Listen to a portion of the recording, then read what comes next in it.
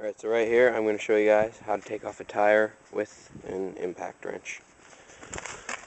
So first you want to put your jack on the pinch weld area.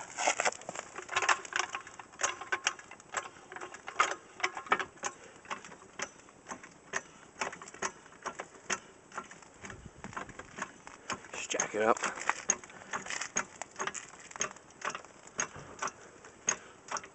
Just so that your tire is just off the ground like so. Then take your impact, make sure you have it set to the reverse mode.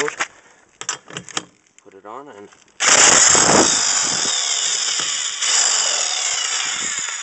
use that.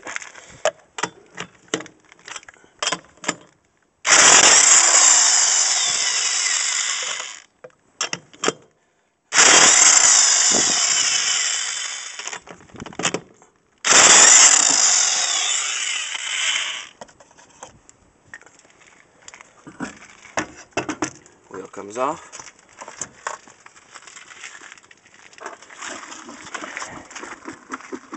And there you go.